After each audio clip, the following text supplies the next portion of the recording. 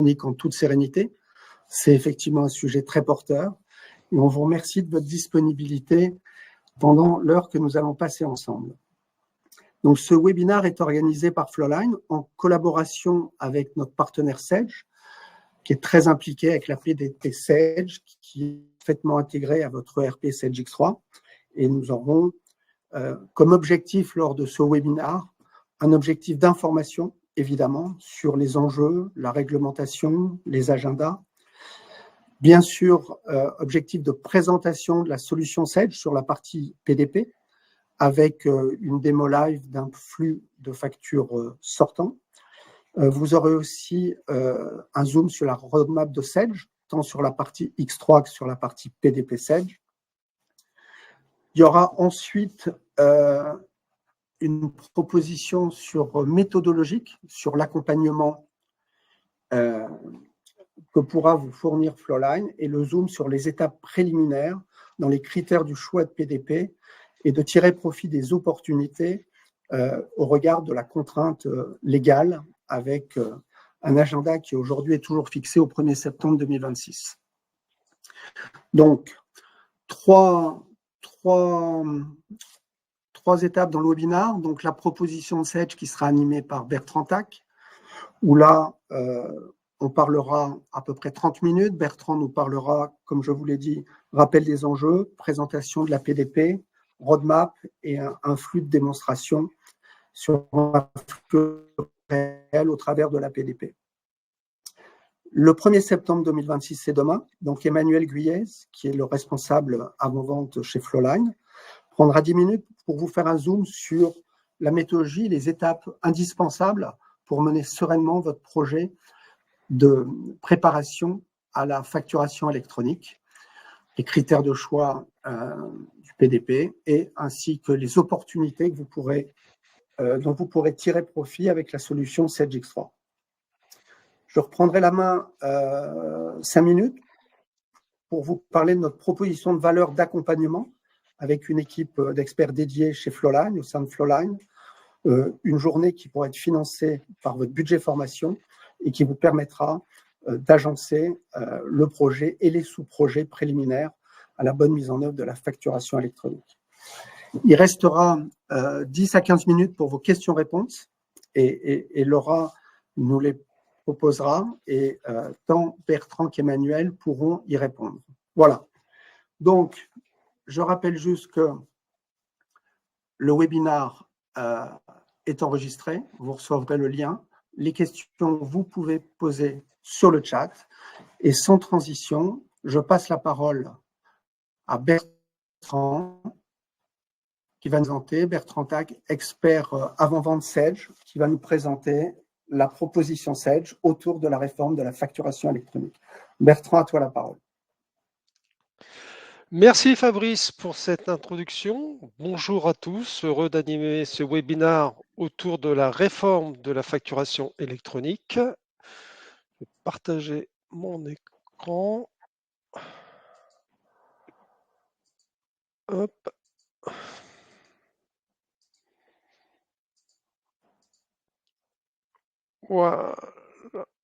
Voilà, très bien.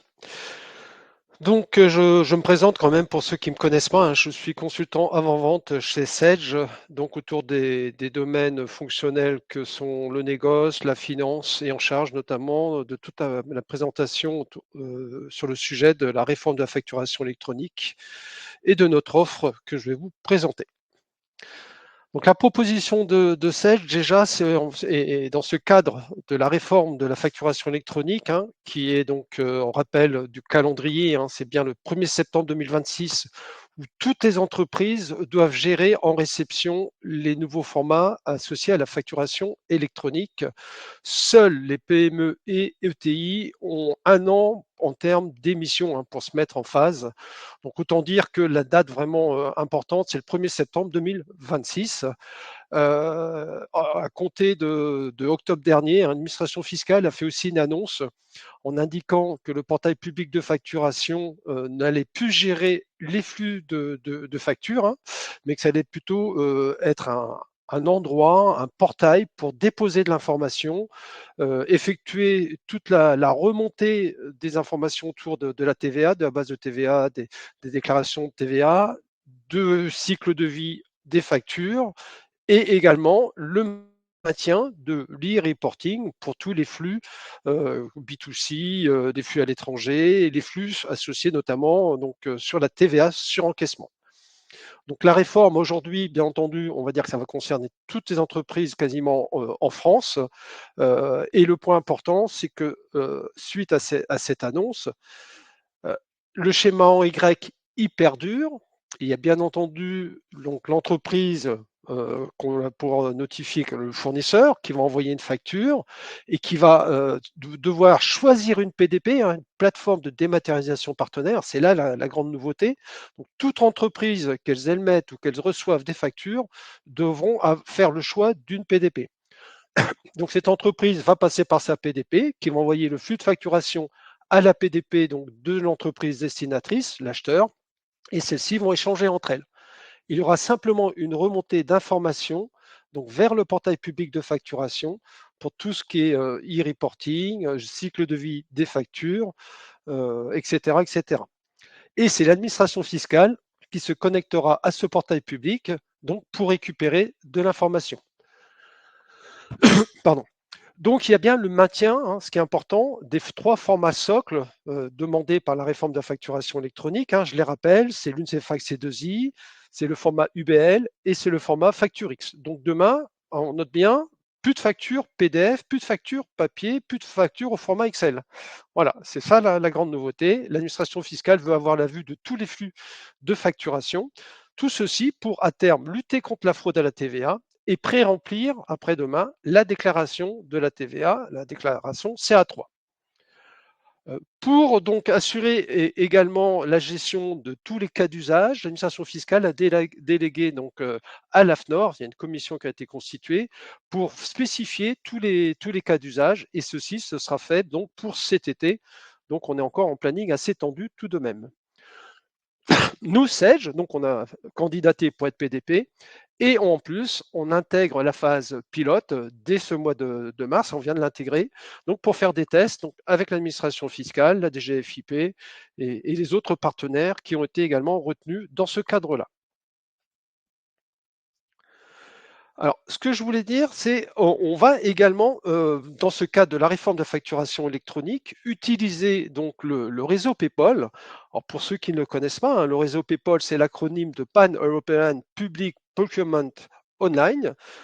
Pour le dire plus simplement, c'est un réseau européen qui a été créé en 2008 hein, par la Commission européenne, qui a pour objectif de permettre l'envoi et la réception sécurisée de différents documents électroniques dans un format standardisé sur lequel je reviendrai après.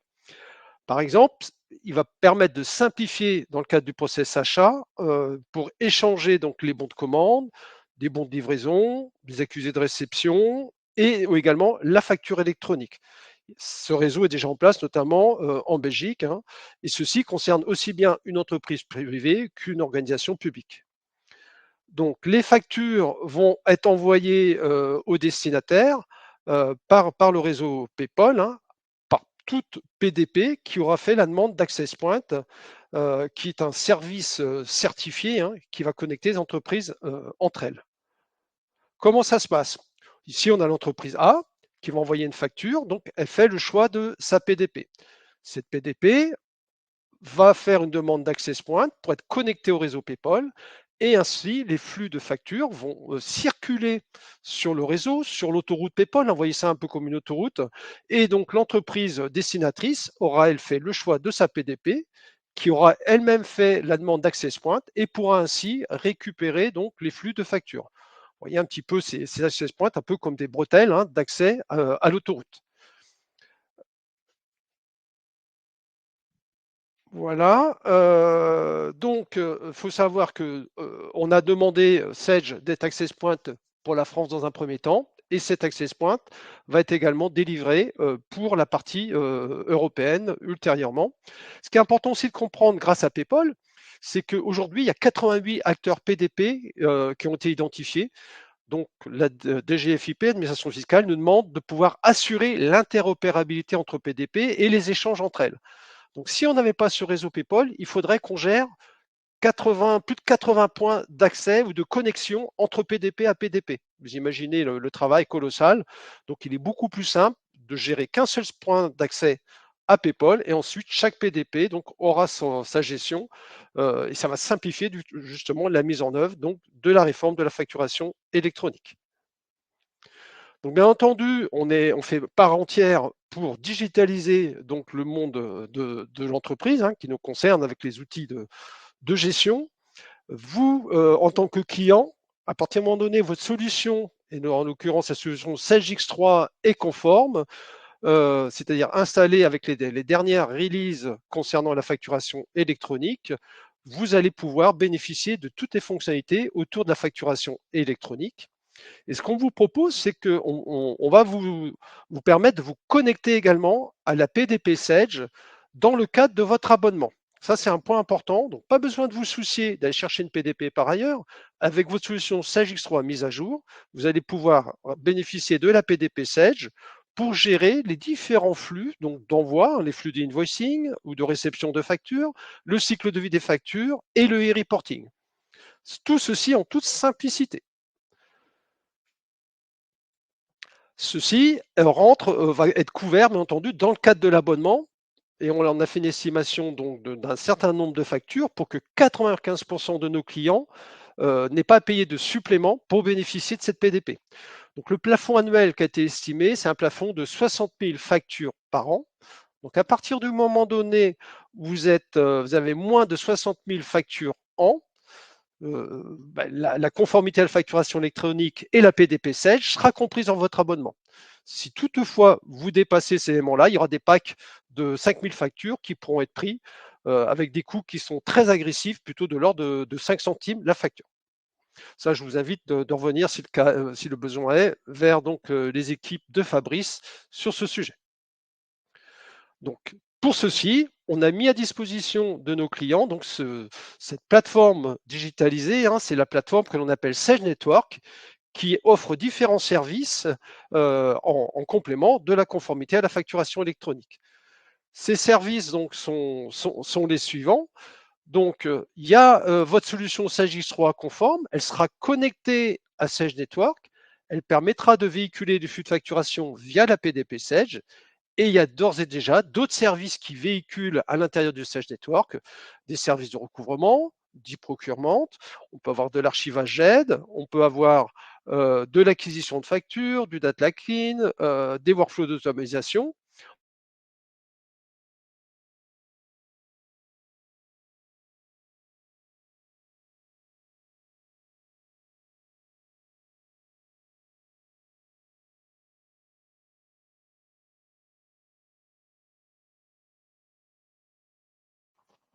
On ne t'entend plus, Bertrand.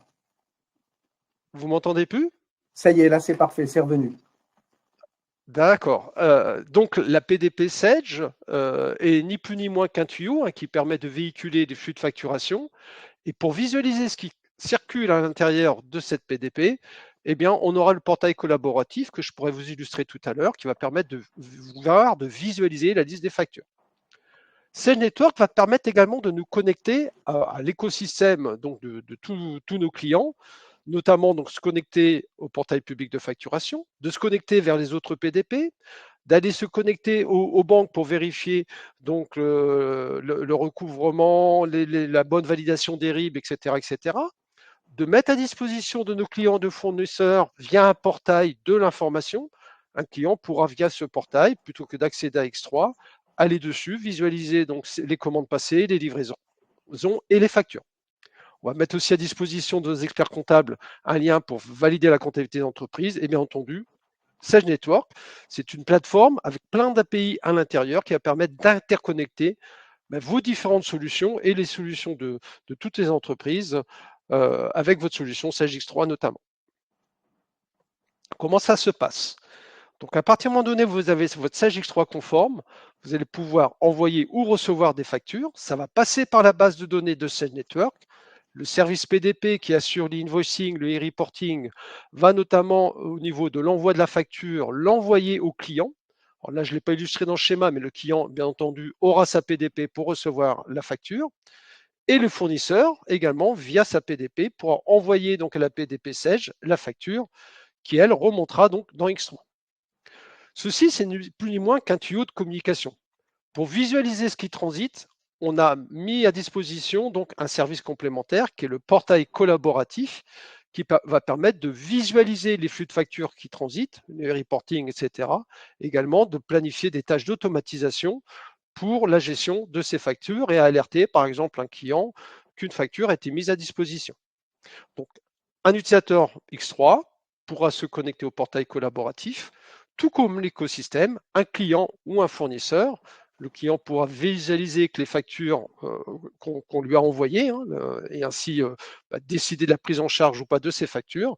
Et le fournisseur, si besoin est, pourra aller sur le portail pour visualiser qu'il a bien déposé et que ces factures ont bien été reçues sur la PDP. Il est également prévu, à compter de cet été 2025, de mettre à disposition une API publique pour connecter des systèmes non-Sage. Donc, c'est-à-dire que toute solution pourra également se connecter à la PDP pour envoyer des flux de facturation.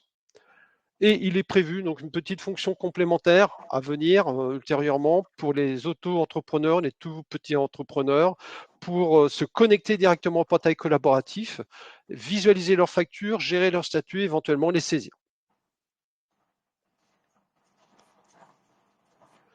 Donc la facture électronique, tout simplement, je vous propose de faire une roadmap, une visualisation de cette roadmap autour de ce chantier. Donc Sage, déjà, on intègre la phase pilote, comme je vous disais tout à l'heure. On attend la sortie avec impatience de l'annuaire électronique qui va être mis à disposition sur la plateforme publique de l'État, qui va permettre de lister toutes les entreprises et de savoir quels sont les PDP que chaque entreprise a retenus. Les cas d'usage vont être spécifiés donc à compter de cet été. Et la phase, donc, ce qu'on appelle full pilote, a été décalée, a été prévue plutôt cet été, elle est décalée au 1er janvier 2026. Donc, vous voyez l'effort aussi en termes de tests, il est réduit parce qu'on vise quand même le démarrage de ce chantier au 1er septembre 2026. Avec X3, ça fait déjà depuis plusieurs mois qu'on traite ce chantier de la facturation électronique et depuis les premières releases, que sont la 2024 R1, la 2024 R2. Ce chantier, il évolue en continu. La 2025 R1 va permettre de pousser des améliorations autour de DCC. Donc DCC, le module Data Clean and Control, qui permet de vérifier votre base tiers. Donc il va y avoir des améliorations en termes de traitement de masse, de gestion des listes. Et demain, il est aussi prévu de faire évoluer cet outil pour le connecter à l'ANR public. Emmanuel reviendra sur cette partie tout à l'heure. Ce qu'il faut comprendre à travers ces différentes releases, vous le voyez, c'est que chaque item est amélioré, où il y a des améliorations, des évolutions qui sont portées régulièrement. Concernant le invoicing, différentes fonctionnalités nouvelles, comme permettre la gestion en masse de factures, et également la fonction de réception de factures fournisseurs. Aujourd'hui, avec la 2024 R2, on peut envoyer une facture vers Sage Network, vers notre PDP, mais on ne peut pas encore la recevoir. On est connecté de solution Sage à solution Sage. Pour l'instant, il n'y a pas d'annuaire public, donc on ne sort pas de notre réseau Sage Network. Mais par contre, on fait des tests, nous en interne, avec toutes nos solutions. Il faut savoir que Sage Network, cette plateforme digitalisée, elle est connectée à toutes nos solutions Sage, notamment pour le cas de la réforme électronique, à toutes les solutions qui gèrent de la facture. Donc aussi bien en émission, ce qui était possible de faire aujourd'hui, je vais vous le montrer après avec X3, et à compter de la release 2025 R1 qui va sortir le 26 mai 2025, il y aura la nouvelle fonction de réception des factures depuis Sage Network, avec différentes fonctionnalités sur la synchro des statuts, etc., le e-reporting à venir, etc., etc. Ce qui est important de comprendre là-dedans, c'est que attendez-vous à mettre à jour régulièrement votre X3, soit en intégrant directement une release complète ou en faisant du cumulating patching, soit on va aussi délivrer des listes de patchs uniquement autour de des fonctionnalités de la facturation électronique pour simplifier donc la mise à jour de votre solution X3 pour être conforme à la facturation électronique. Ce qui est important de comprendre aussi, Sage Network, il y a une roadmap. Vous voyez, cette roadmap, elle est importante. Notamment, ça va être la connexion à l'annuaire public à compter de cette mise à disposition de l'annuaire, donc on va dire avril. C'est aussi permettre d'avoir un lisible pour l'humain de la facture. On va avoir cette PDP, on va recevoir des flux de facturation par ailleurs. Il faut aussi permettre à l'humain de visualiser cette data. On va avoir l'API, comme je vous disais tout à l'heure, qui va être mise à disposition courant juin, avec d'autres fonctionnalités. Et l'interopérabilité, la connexion vers les autres PDP, c'est prévu pour cet été, avec donc l'accès de point de PayPal, qui sera étendu ultérieurement par la suite. Alors, ce qui est important de comprendre, il y a un point important sur la législation belge. Donc, je vous rassure, Sage va répondre en termes de conformité pour la facture électronique en Belgique, pour que ce soit de toute façon efficient à compter du 1er janvier 2026. Ceci va être fait sur la base de la release 2025 R1 minimum, donc je le rappelle, qui va sortir le 26 mai 2025.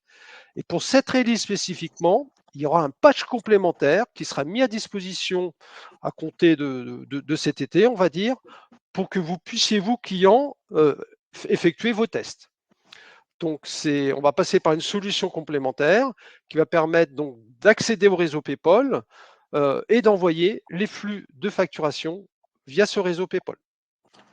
Alors, on rappelle, en Belgique, il n'y a pas de PDP, ça a simplement besoin d'envoyer des flux de facturation électronique. Ce n'est pas tout à fait le même cadre que la facturation électronique en France. Donc, si j'avance, Sage Network, donc il y a ces différents services mis à disposition. Il y a la PDP Sage, il y a le votre X3 à jour et il y a le portail collaboratif.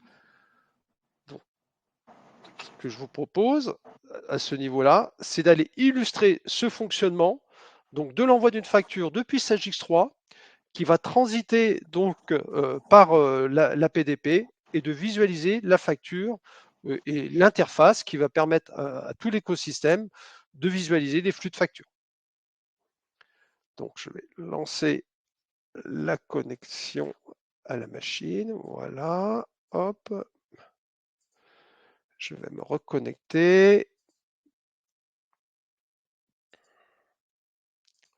Donc, je me connecte par mon ID. Alors, avant même de pouvoir montrer la connexion avec la PDP, il y a toute une phase d'onboarding. Ce n'est pas l'objet de la présentation, mais les équipes donc de Flowlive pourront vous accompagner également sur ce sujet. Vous pouvez aussi aller sur l'aide en ligne. Il y a donc un How-to Guide qui est présenté, qui permet notamment de recenser tout le paramétrage, toutes les informations qui sont attendues pour la mise en œuvre de la réforme de la facturation électronique. Il est d'ores et déjà disponible, donc je vous invite à aller le consulter. Donc, comment ça va fonctionner demain avec votre Sage X3 à jour? Déjà, dans la partie verte, ici, ce sont les fonctionnalités de Sage X3. Et on va échanger donc vers la partie bleue qui est le network, la PDP. Donc, dans un premier temps, il va falloir valider les factures, il y a deux fonctions dans X3, la facture de vente ou la facture tiers client. On va venir ajouter des tables intermédiaires, mais là, on va dire c'est technique, ça sera transparent pour vous, qui vont contenir l'ensemble des informations pour permettre la production du fichier donc, à data XML. Ça va être le format UBL qu'on va retenir, avec également une nouvelle livraison d'un état, donc de facture de vente. Je vous rassure, on ne casse rien d'existant. Donc, si vous avez fait des personnalisations, notamment sur l'édition de la facture de vente aujourd'hui, vous l'aurez toujours demain, mais vous aurez un état complémentaire qui sera actualisé, donc qui sera disponible en parallèle. On aura donc une fonction de génération des factures au format donc XML. Grâce à ces règles de mapping, ça va transiter donc par le réseau Sage Network. Et ensuite, on pourra récupérer donc ce document par la PDP qui elle-même pourra être le socle de départ et le qui encore à sa PDP pourra recevoir cette facture donc digitalisée. Si je vais, pour vous illustrer ce fonctionnement, il suffit d'aller dans la facture de vente. Je vais la dupliquer. Je ne vous explique pas le fonctionnement de la facture de vente. Je la tabule. Voilà, non. La facture, oui, je la duplique. Tout ceci pour vous montrer notamment qu'en en-tête, il y a des informations qui ont été ajoutées, notamment le type de processus métier qui est demandé par l'administration fiscale. Donc, c'est un menu qui a été livré avec les différentes valeurs que vous allez retrouver lorsque vous allez installer donc, le patch. Et ensuite, il faut valider cette facture. À partir du moment donné où cette facture va être validée, eh bien, elle va être prise en compte dans le process de génération des factures électroniques. Donc, ce traitement-là, il est bien entendu abonné et en mode silencieux et il va venir nourrir des tables intermédiaires. Et le traitement, donc le tableau de bord qui va permettre de visualiser les factures en sortie, sera également disponible. Et là, je vais vous le montrer de façon manuelle. Donc, c'est-à-dire, on va aller dedans se connecter, mais on peut aussi imaginer que demain, tout ceci soit automatisé. Donc voici la facture qui est notamment arrivée, celle que je viens de créer. Donc on retrouve ici donc une liste, une arborescence par société, par site. Et ici, j'ai uniquement dans mon GDC, là pour l'instant sur la période du moment, envoyé des factures au client FR004 Microsystème. Je retrouve l'ensemble des factures ici. Et celle que je viens de créer, elle est ici en attente. Donc, on a toujours, bien entendu, possibilité avec SageX3 de remonter au flux, avoir toute cette traçabilité, donc remonter la facture de vente, voir la fiche, la pièce comptable ou aller directement voir la situation du client si besoin est. Dans la vraie vie, ce traitement sera abonné et là, c'est plutôt dans une phase d'onboarding, on va dire. Il faut figer la donnée. Donc ça, imaginez-vous demain, ce traitement-là sera automatisé. À partir du moment donné où la facture est en cliché donné, c'est-à-dire qu'elle est figée, on ne peut plus revenir dessus et la modifier. On pourra ensuite décider de l'envoyer. Donc, je coche cette facture. Ça peut être l'ensemble des factures, bien entendu. Et je fais envoyer et il me dit, est-ce que tu es OK pour confirmer l'UBL? Je dis oui. Et donc, le traitement va partir, va générer donc l'UBL. Et ce qui est important également de comprendre à ce stade, c'est qu'il va pousser également une pièce jointe qui est non l'édition PDF de la facture. Comme on est un peu pris par le temps, je fais assez vite. Je vais me connecter donc du coup au portail que l'on retrouve ici, qui permet de visualiser donc ma page d'accueil. Donc, sur ce portail, j'ai notamment l'encours client. Donc, je suis connecté sur ma société d'ISFRA. Je retrouve ici mon compte, donc la société sur laquelle je travaille. Si j'ai plusieurs sociétés, j'aurai plusieurs sociétés ici. Je choisirai celle sur laquelle je vais pointer les factures. J'ai mon compte, j'ai mes paramètres associés à mon compte. Ici, je retrouve un dashboard qui est bien entendu personnalisable. Je retrouve la liste des factures, des comptes débiteurs où on peut voir les avoirs, etc. Avec donc leur typologie en termes de paiement. Je vois celles notamment qui sont réglées, etc. En fonction sur le donut. Je vais pouvoir y accéder depuis ce donut. Et j'ai également là un peu plus bas donc un portail avec un accès ici qui est différencié. Donc on voit les clients, ça pourrait être les fournisseurs demain, et je vois le nombre de clients pour lesquels j'ai envoyé des factures. J'en ai actuellement envoyé pour 3 clients. Deux façons d'accéder, soit ici par le donut, soit en cliquant là. Je décide d'y aller par le donut. Et j'ai ici un filtre qui me permet de voir toutes les factures. On va zoomer un tout petit peu. Voilà. Toutes les factures qui sont à régler et qui viennent d'être envoyées. Donc, je retrouve les factures à ce stade avec la liste.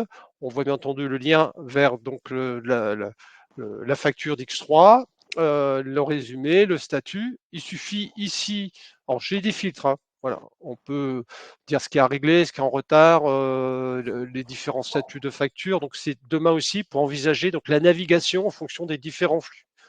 Si je clique par exemple sur la première, je vais la visualiser. Donc dans la partie du haut, j'ai le rappel de la facture, son numéro X3. Donc la main courante en termes de statut, on voit le statut qui est la facture a été déposée, pour qu'en prise en charge, elle reste toujours à régler. J'ai les montants et les dates d'échéance, par exemple, qui la concernent.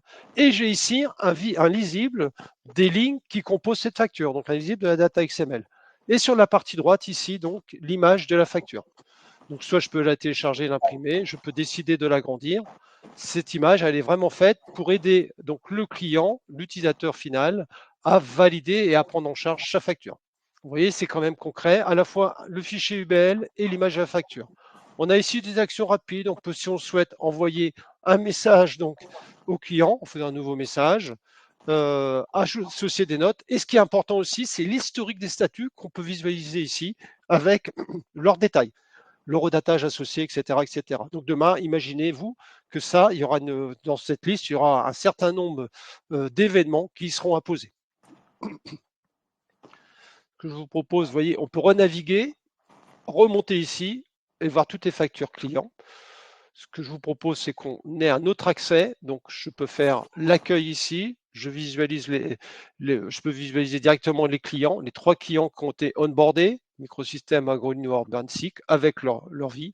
Ou je peux même aller ici, sur la partie en haut, dans transactions, et visualiser des flux, et par exemple, effacer les filtres et voir toutes les factures que j'ai fait transiter donc par la plateforme. Donc ici, on retrouve l'ensemble des factures. Vous voyez, c'est assez intuitif en termes de navigation. Et ce que je vous propose, c'est pour montrer aussi ce côté collaboratif, d'envoyer un mail. Donc on peut exporter la liste, mais je dis, bah tiens, je veux alerter microsystème que j'ai déposé 3 factures. Là, je le fais manuellement. Demain, ça sera pour être automatisé. Je fais modifier, par exemple, pour prendre un autre mail. J'ai mis bon, le petit bonjour, etc., etc. Je vais peut-être mettre un petit espace là pour que ce soit vraiment parlant. Ah, où je me dis, tiens, je vois, c'est qu'un mail qui est monofacture. Donc, je prends le multiple. Je fais utiliser le modèle. Voilà. Je vais rajouter quand même ici le petit bonjour que j'ai oublié de mettre dans le modèle de mon mail. Voilà. Et alors, ce qui est important, c'est qu'on peut récupérer des champs de données si besoin, des champs variables, dynamiques. Mais je peux également donc avoir un aperçu de mon mail. Ça, c'est quand même très pratique. Donc, je suis en train de constituer le mail, etc. Et je visualise le corps du mail qui va t'envoyer. Et on voit qu'on va y aussi lui associer donc des factures, les pièces jointes des factures. Je fais envoyer et le mail part. Un mail a été envoyé avec succès. Donc, je ne vais pas attendre qu'il arrive, hein, c'est les lenteurs de la messagerie. Mais j'ai déjà envoyé un mail l'autre jour, donc je vous repousse le mail que j'ai reçu, hein, qui est le même que celui que je viens d'envoyer. Donc on voit l'expéditeur qui m'a été envoyé. Je retrouve le corps du mail, un tableau qui liste donc l'ensemble des factures, le montant de chacune d'entre elles, leur date d'échéance qu'il a envoyé, et surtout ici le lien qui permet de visualiser des factures, ce qu'on appelle le Magic Link. Donc je l'ouvre, et ça va permettre de visualiser, donc imaginez-vous, hein, votre client reçoit ce mail, ce qui va lui permettre donc de visualiser la facture. Et là, voilà, il va, en se connectant sur ce mail, il va pouvoir accéder au portail collaboratif et voir l'ensemble des factures qui lui ont été adressées. Voilà, moi je suis microsystème, hein, je suis le client, je me connecte parce que j'ai permis à ce client de se connecter. Et là, je retrouve l'ensemble des factures qui m'ont été adressées et je peux refaire les mêmes opérations. Cliquer dessus, visualiser les factures. Demain, il pourra faire prise en charge de la facture, etc. Et donc avoir la vue donc, des statuts de chacune d'entre elles. Je refais accueil. Voilà, il a un accueil également qui lui permet d'avoir son solde, le nombre de factures en cours, en retard. Voilà, voilà.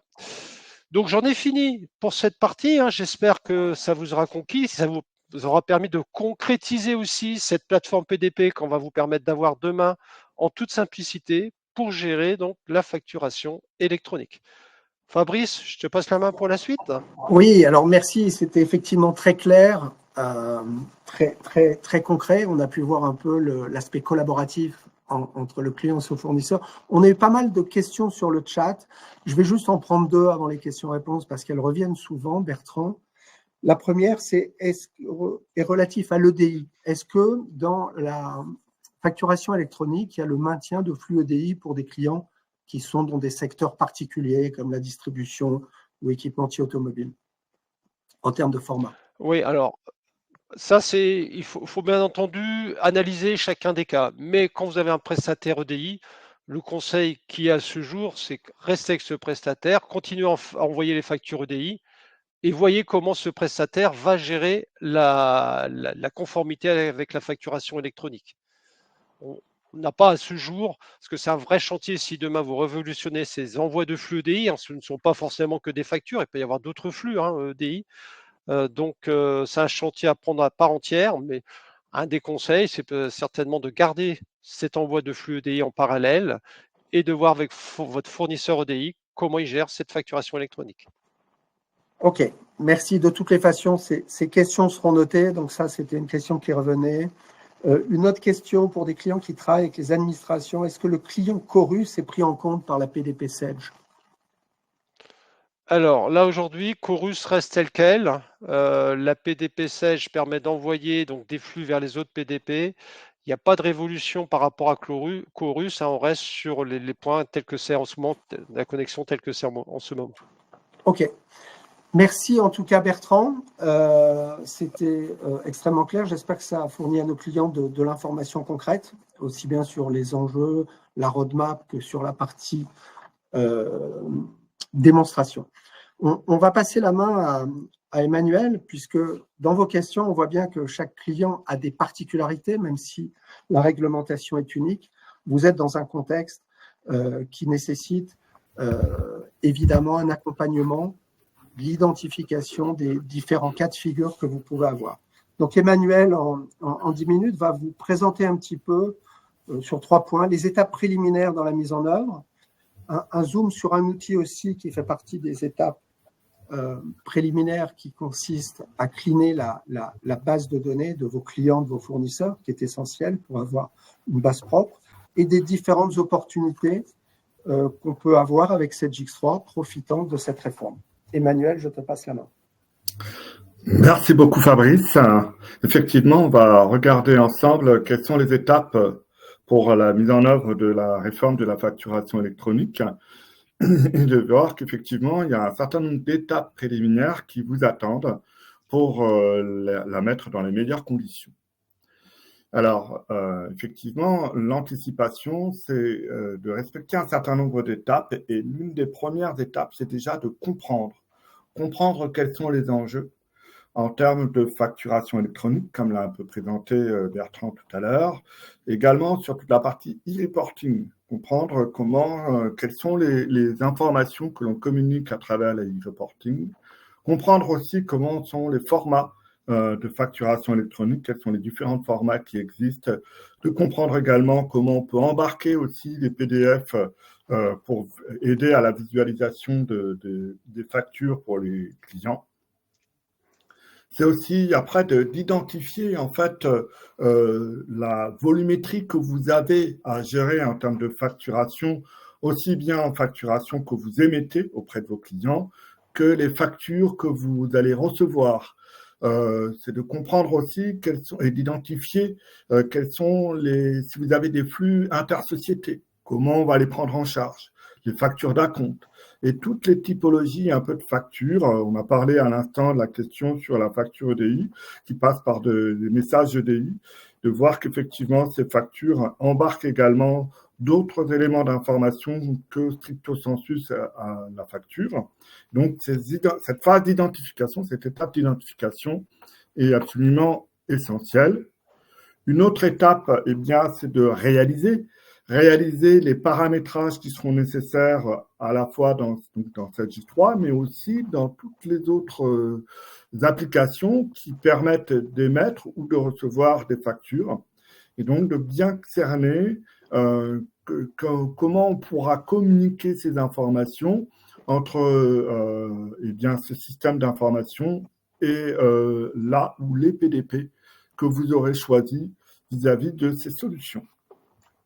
Une quatrième étape, eh bien, c'est d'anticiper également toute la simplification que la facturation électronique va permettre en termes de flux de gestion, de voir qu'il y a beaucoup d'automatisations qui vont se mettre en œuvre et qui vont effectivement fluidifier l'information aussi bien en émission qu'en réception. Et donc, il y a certainement des anticipations en termes de conduite de changement, en termes d'organisation de vos services qui pourra être anticipée.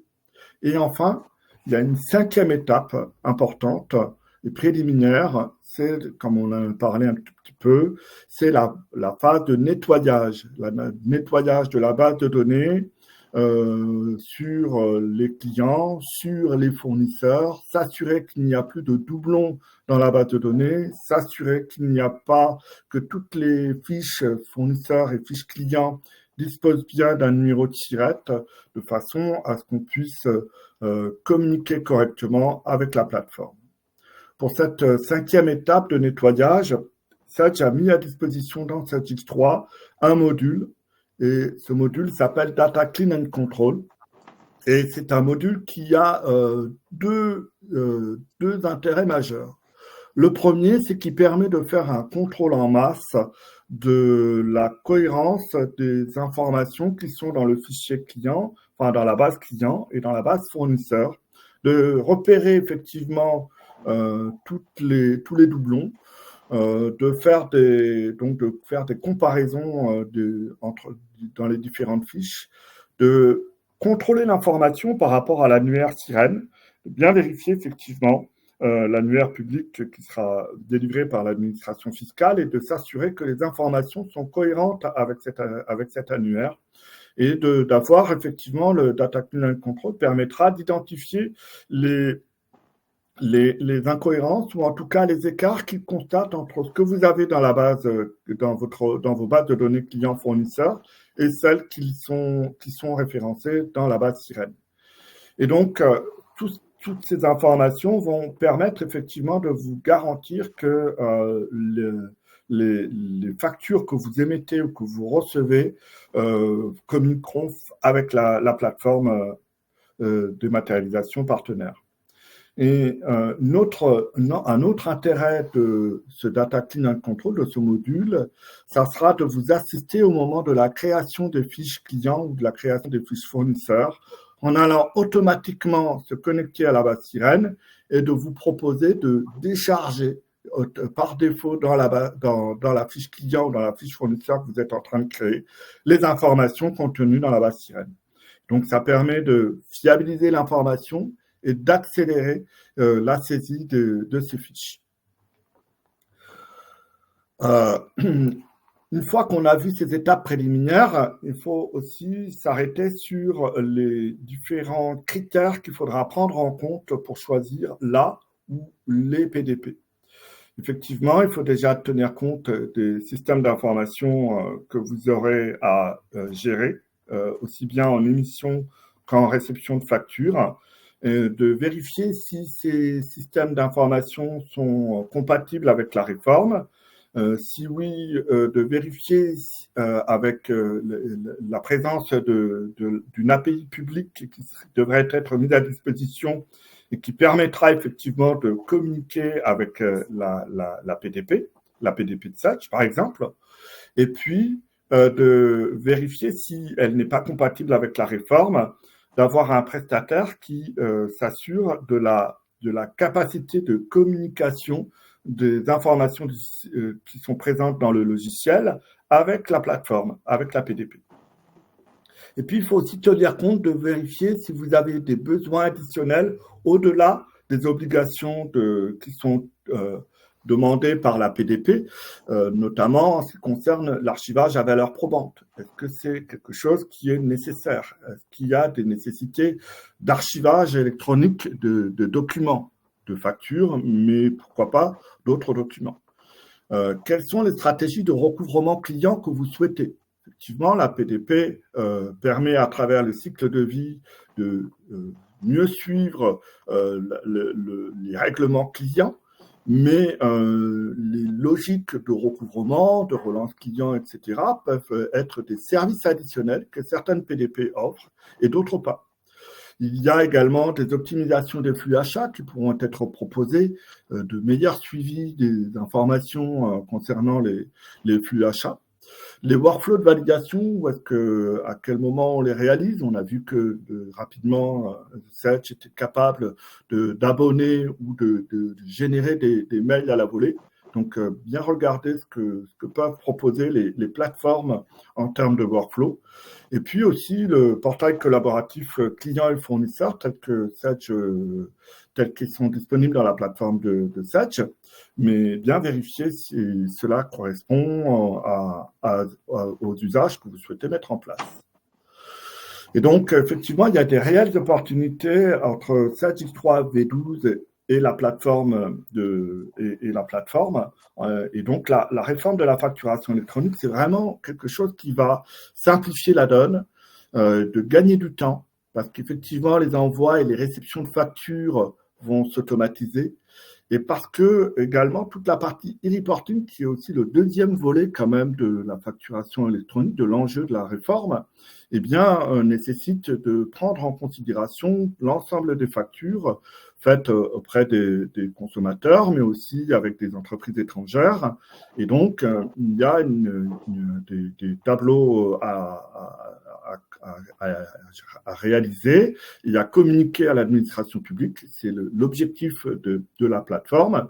Et donc, avec X3, il y aura effectivement un pont automatique qui permettra d'extraire les informations de Sage 3 et de les communiquer à la plateforme de manière totalement transparente, une fois que les paramétrages seront mis en place. On en a parlé tout à l'heure, il y a également le fait d'avoir une accélération des paiements qui devraient pouvoir s'opérer du fait du cycle de vie des factures, puisque au-delà de la facturation électronique et au-delà de e-reporting, l'administration fiscale souhaite mettre en place des statuts d'avancement de prise en charge de la facture. À cela se rajoutera des statuts optionnels, mais vivement conseillés, qui permettront effectivement de bien suivre l'avancement de la prise en charge de la facture électronique, d'abord par les PDP, et ensuite par le client, de savoir s'il la refuse, s'il l'accepte, accepte partiellement, décide de la payer.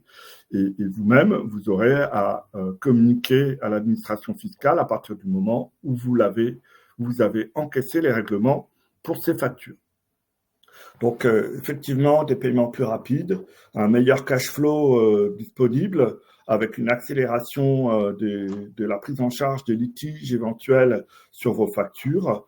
Et puis, tout simplement, parce que l'automatisation de l'envoi des factures de manière électronique, eh bien, ça enlève des coûts de traitement au niveau des factures, puisqu'il n'y a plus d'impression papier, comme l'a dit Bertrand, et plus d'envoi postal de ces factures, puisque tout sera pris en charge par cette plateforme. Donc, et puis, la PDP de Sage, elle va permettre d'aller beaucoup plus loin au-delà de la communication native entre Sage X3 et la PDP, qui va s'enrichir au fur et à mesure qu'il y aura des services additionnels qui seront proposés. Bertrand a présenté le portail collaboratif avec les clients et les fournisseurs qui sera destiné à s'étendre au-delà de la facturation. Les communications avec les banques pour les avances crédit ou pour tous les autres services bancaires et de prise en charge de la, comment dirais-je, des règlements par les clients. Et puis également toutes les communications que vous pourrez faire avec votre cabinet d'expertise comptable des différentes opérations issues de la facturation électronique et au-delà des écritures comptables. Donc il y a vraiment des enjeux à bien analyser en ce qui concerne la facturation électronique. Et pour ça, je vais laisser la main à Fabrice qui va vous expliquer ce que Flowline peut vous proposer pour vous aider à préparer cette réforme concrètement. Très bien.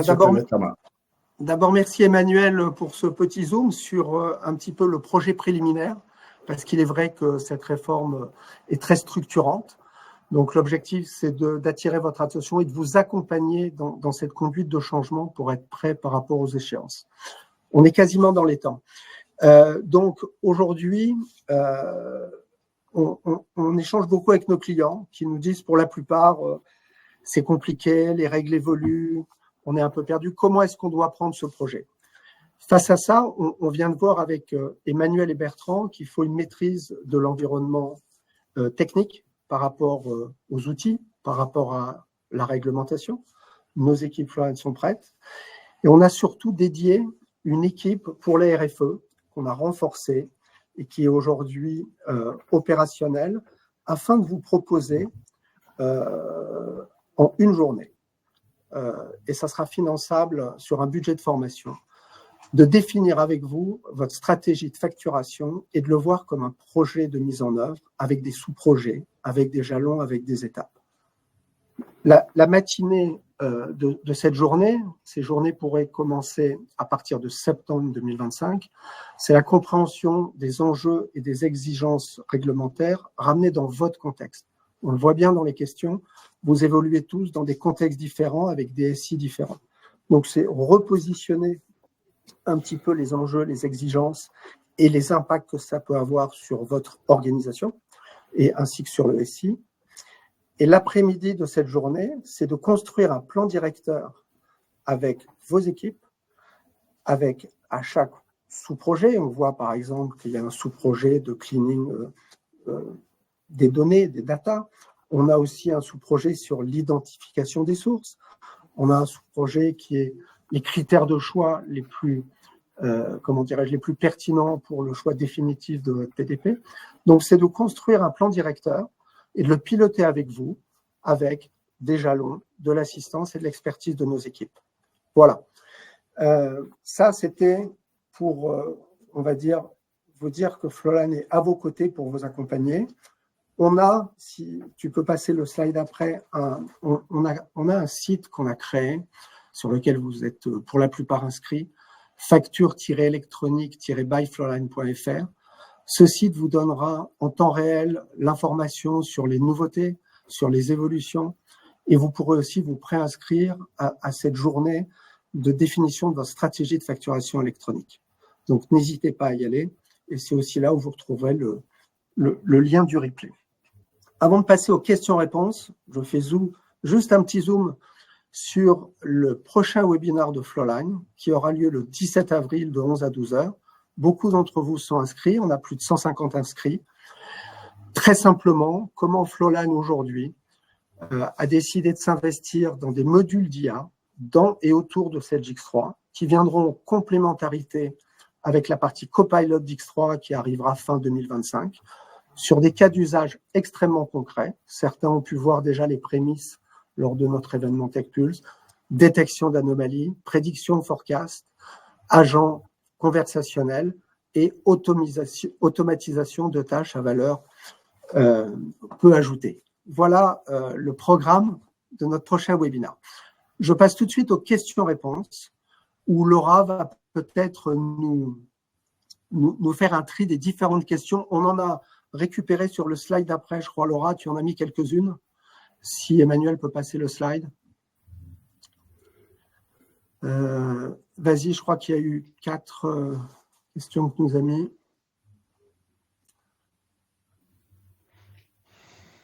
Peut-être passer la main sur la question en vert pour Bertrand. Je suis en R2 release 2024. Suis-je obligé de passer à la 2025 R1 pour être en conformité RFE? Alors, il est conseillé de passer sur la 2025 R1 pour être en conformité RFE. Pardon. Donc, ce qu'il faut voir avec les anciennes versions, dont la 2024 R1, le 1er septembre 2026, ça fait plus de 24 mois. Donc, on attire votre attention à ce sujet. La 2024 R1 va être donc du coup au-delà des 24 mois et vous allez être au-delà de la LCP, donc de la Life Cycle Policy, de la politique de maintenance de Sage. Donc, l'alerte, c'est plutôt de passer sur éventuellement 2025 R1 et de bénéficier ensuite de toutes les évolutions autour de la facturation électronique, notamment pour la partie belge, hein, le patch qui sera délivré pour la mise à jour donc, et la disponibilité de la facturation électronique pour la Belgique, ça sera compté à partir de la 2025 R1. Très bien. Il y avait une question aussi pour certains de nos clients qui sont internationaux et qui ont des filiales dans des pays. Tu as parlé de la Belgique, donc, oui. Qui, je crois, de mémoire, c'est le 1er janvier 2026. Il y a aussi l'Italie, qui est déjà opérationnelle. Tout à fait. Il y a l'Allemagne. Donc, là-dessus, quelle est un peu la politique de l'éditeur Sage pour accompagner ses clients en termes d'outils, si tu as une visibilité? Donc, on a mis à disposition donc, pour la France donc, des outils pour permettre le paramétrage de la facturation électronique. Ceci, c'est pour la France. C'est évolutif aussi pour personnaliser éventuellement le format de fichier. Il y a un outil de mapping qui permet de faire ça. Et le but aussi, c'est d'étendre aux autres législations. Alors, concernant l'Italie, elle, a été mis à disposition par notre partenaire Grupo Formula. Donc, c'est déjà mis en œuvre depuis 2019. Donc, c'est en dehors de ce framework, donc c'est particulier en dehors de framework de gestion de la facturation électronique tel qu'on l'a mis à disposition pour la France. Et pour l'Allemagne, ça ne passe pas par Sage Network, que c'est des besoins demandés par la législation allemande de passer par donc leur protocole à eux. Donc voilà. Par contre, l'Allemagne, c'est déjà disponible depuis donc le 1er janvier 2025 dans le cadre de leurs besoins. Merci Bertrand. On a eu aussi pas mal de questions sur la partie pricing, ce qui est normal.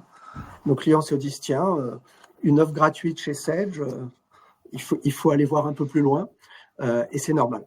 Donc, sur les questions, notamment sur la partie data clean, qui est un prérequis souhaité, on va dire, mais qui ne fait pas partie de l'offre PDP. Donc, le data clean and control a des prix qui dépendent du nombre d'utilisateurs Sage X3. Donc, nos équipes, Ariel, Christophe, Guillaume, reviendront vers vous pour vous donner ces prix. Et le prix dépend si vous êtes sur un contrat on-prem ou sur un contrat de souscription. Donc, le prix est calculé en fonction de vos utilisateurs Sage X3 par tranche. Le deuxième point, c'était sur la partie des outils Sage Connect et Sage Network. Donc, on vous l'a dit, sous réserve d'avoir la bonne version, la bonne release de Sage X3 et de ne pas dépasser 60 000 factures entrantes et sortantes par an, ça fait partie de votre abonnement, que vous soyez en licence maintenance, en souscription ou en Sage Service Cloud. Pour information, il y a 4 tranches de factures supplémentaires. Si vous avez des factures au-delà de 5 000 par mois, c'est 10 € pour 100 factures supplémentaires par mois, 40 € pour 500, 65 € pour 1000 et 250 € pour 5000 supplémentaires par mois, ce qui, comme l'a dit Bertrand, donne un coût de facture de 5 centimes. Mais tout ça, on pourra en parler. Laura, est-ce qu'on a Tu l'as dit, Fabrice, si je puis me permettre, j'avais vu la question, je n'ai pas bien mentionné pendant la présentation, mais c'est bien des flux de facturation entrantes et de factures entrantes et sortantes. Oui. Et dans ce cadre-là, le e-reporting et le cycle de vie donc des factures, de la gestion des statuts, c'est compris dedans également, sans que ce soit un document à part entière. Donc, il faut vraiment comptabiliser le nombre de factures entrantes et sortantes à l'année. On a aussi nos clients suisses qui sont présents. Donc ça, je vous propose qu'on vous rappelle sur notamment les noms français, et en particulier la Belgique, qui n'ont pas de numéro de SIRET en Belgique, et des nouveaux codes TVA qui ne sont pas acceptés par Sage X3. Donc ça, on prendra le point, mais on vous rappellera directement. Laura, est-ce qu'on a d'autres questions sur lesquelles… Oui, j'ai une question de Stéphane. La date de disponibilité de Sage Network, on l'a vu dans la roadmap, mais si tu peux nous la confirmer. Alors, Sage Network, il est disponible aujourd'hui pour ce qu'on appelle des partenaires et quelques clients en early adopter. D'accord. Donc, on est dans une phase de recette, donc sélectionnée par Sage. On ne peut pas encore pousser le network et on n'a pas encore l'annuaire centralisé qui est mis à disposition. Donc, on ne peut pas faire d'échange en dehors de Sage Network et de nos solutions Sage à Sage. Donc, cette plateforme, elle sera mise à disposition après cet été, ou à partir de cet été. Mais de toute façon, il y aura une communication qui reviendra auprès de nos partenaires pour envisager donc cette prise en main de network. Voilà. Et bonjour Bertrand, on a la même question pour Data Clean Control. Quand ça sera disponible? Alors, Data Clean and Control est déjà disponible. Alors, il est disponible à partir de la 2024 R2, mais je vous conseille de prendre Data Clean and Control sur la 2025 R1. Voilà. Et il est non seulement disponible, mais certains de nos clients l'utilisent aujourd'hui. je regardais aussi les questions sur la partie, le Magic Link, le petit lien que tu nous as montré lors de la démo. Oui. Là, on est dans Sedge Network ou on est dans le Sedge Connect du portail collaboratif? Alors là, ça permet d'avoir le lien donc vers le portail collaboratif qui fait partie intégrante de la plateforme Network, Sedge Network. Parfait. Donc on l'aura au même temps où la plateforme sera délivrée par Sedge. Voilà, tout à fait. Il faut de toute façon, alors, je ne suis pas trop revenu sur cette partie-là, hein, mais il y a toute une phase qu'on appelle la phase de paramétrage, d'onboarding, qui permet donc de mettre en œuvre la plateforme, enfin votre tenant Sedge Network, donc associé à votre société, hein, pour véhiculer les flux. Donc cette étape-là, hein, on viendra vers vous pour vous indiquer à partir de quelle date vous pourrez effectuer ces tests. Là, on est toujours sur des plateformes de recettes, on n'est pas encore sur des plateformes de production. Merci Bertrand. J'ai une dernière question. Faudra-t-il avoir une API avec chaque client? Une API avec chaque client? Non, pas besoin. En fait, c'est la PDP qui va assurer les flux, donc l'envoi et la réception des flux vers la PDP qu'aura retenu le client. D'accord. OK. Parfait. Ceci, on le saura par l'annuaire public. Hein. C'est bien ça qu'il faut voir. Bon. Tant qu'on n'a pas cet annuaire, on ne sait pas non plus à qui envoyer donc la facture, à quel PDP envoyer la facture.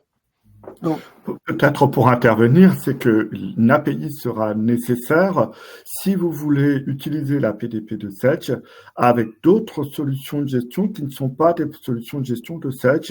Il y a condition que cette solution de gestion soit mise à jour et permette de communiquer avec les PDP via cette API publique qui sera mise à disposition par les différents éditeurs qui souhaitent rendre compatibles leurs solutions avec les PDP.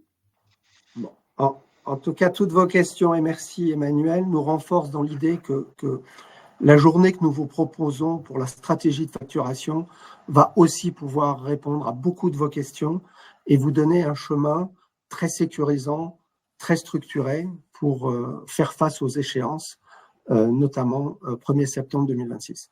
Il est 12h05. Il y a encore pas mal de questions, donc on essaiera de faire un résumé et de vous répondre et de vous envoyer les réponses. Moi, je tenais à vous remercier au nom de Sedge et de Flowline de votre participation à ce webinaire. On a eu beaucoup de personnes, il y a eu beaucoup de questions intéressantes et surtout remercier nos intervenants Emmanuel et Bertrand pour la qualité et la clarté de leurs informations.